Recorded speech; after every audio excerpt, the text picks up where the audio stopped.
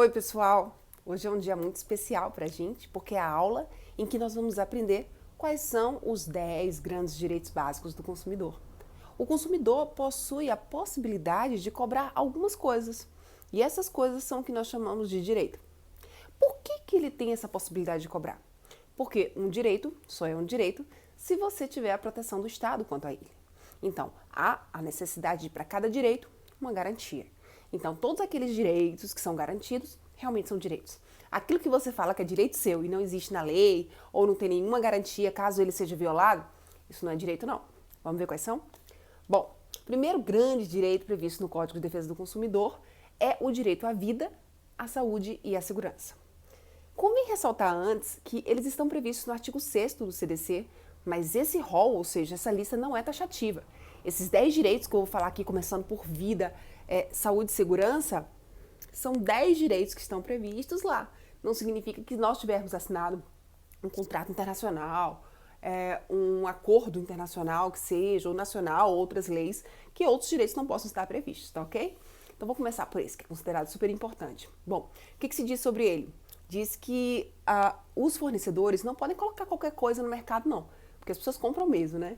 E aí só podem colocar coisas que sejam seguras, para que as pessoas não morram com aquelas coisas ou que percam problemas com membros, etc.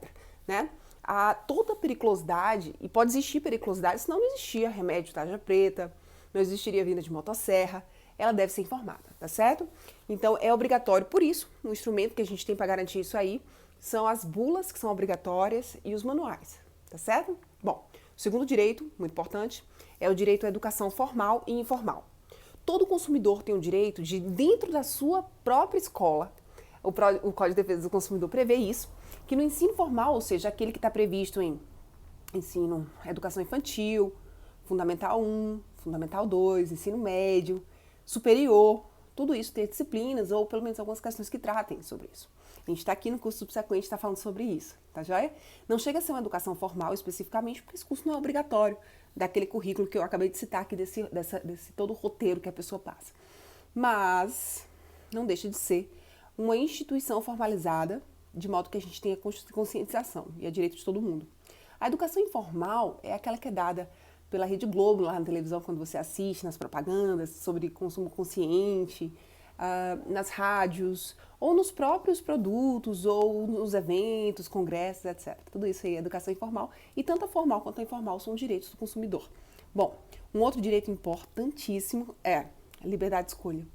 O consumidor deve poder decidir que é ele que vai resolver se vai comprar ou não, né? Os produtos eles são oferecidos o tempo inteiro, mas quem diz se vai comprar, quando vai comprar, o quanto vai comprar, é o consumidor.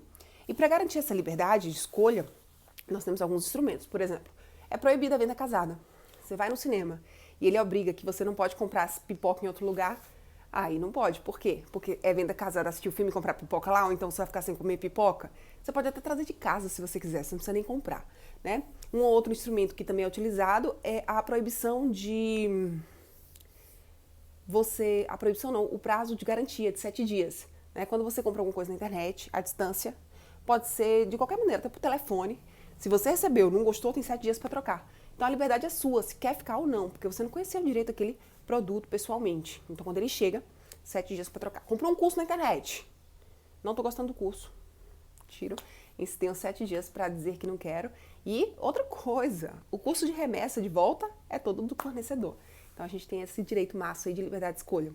Um outro direito importante é a informação, que é diferente de educação. Por quê? Porque a educação é a educação chamada formal, informal, em que você vai aprender sobre a relação de consumo. Você vai aprender sobre técnicas de evitar práticas abusivas, você vai conhecer os seus direitos, etc. O direito de informação é sobre o produto ou o serviço.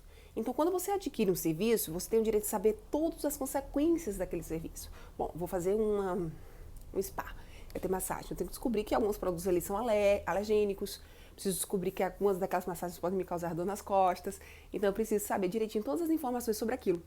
Quais são os exemplos de instrumentos que garantem que esse direito seja efetivado? Por exemplo, você tem o direito de condenação por danos morais. Tem um caso muito emblemático de uma moça que comprou um biquíni branco e foi para um cruzeiro.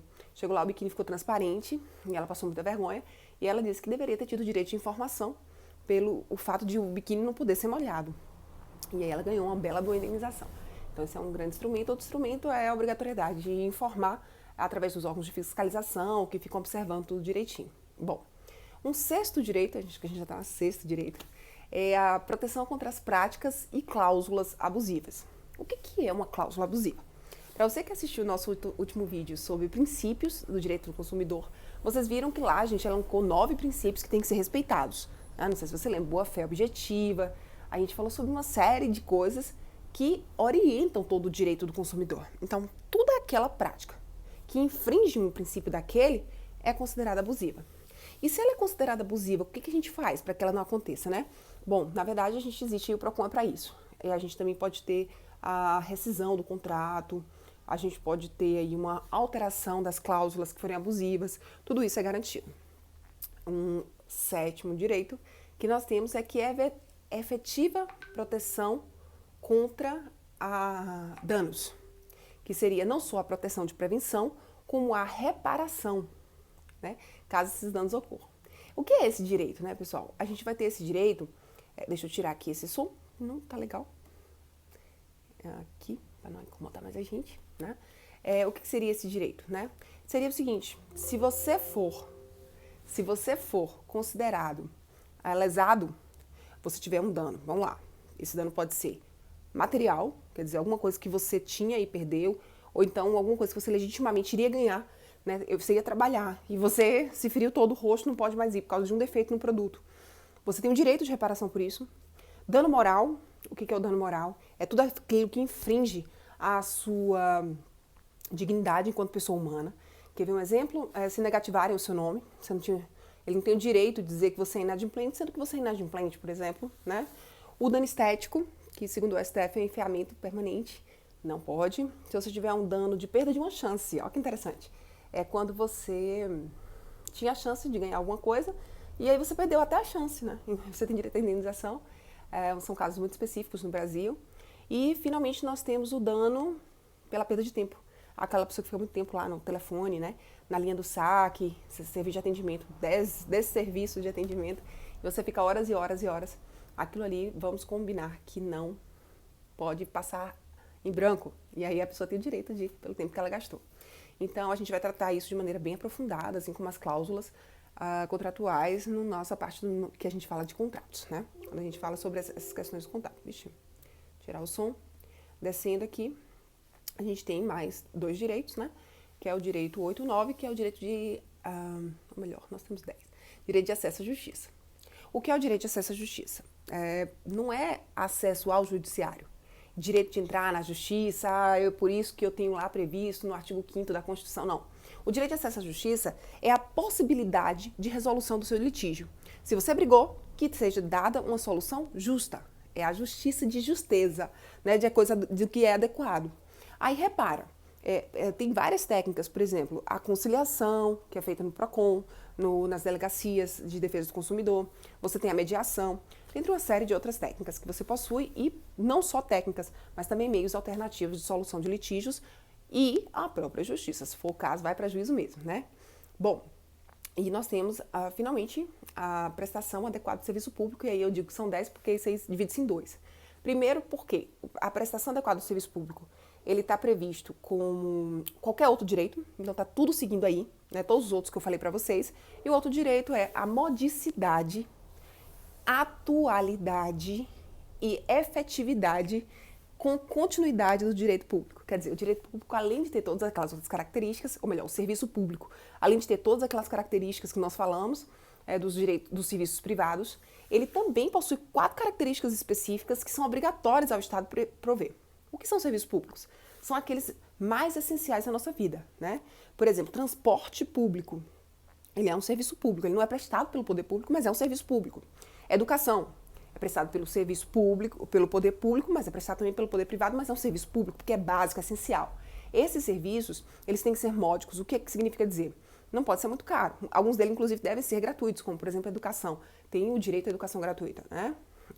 Eles têm que ser atuais, não pode ser coisa ultrapassada, né? Você, por exemplo, vai pegar um ônibus todo velho sucateado, não está funcionando, então isso não serve, né? Eles têm que ser atuais, modernos, né? Como a gente disse. eles têm que ser ainda serviços contínuos, não pode deixar de prestar. Então, o serviço público tem essas 4 características que a gente falou aí para vocês e tem que funcionar assim. Esses são os direitos básicos que a gente poderia falar. E um beijo, até a próxima!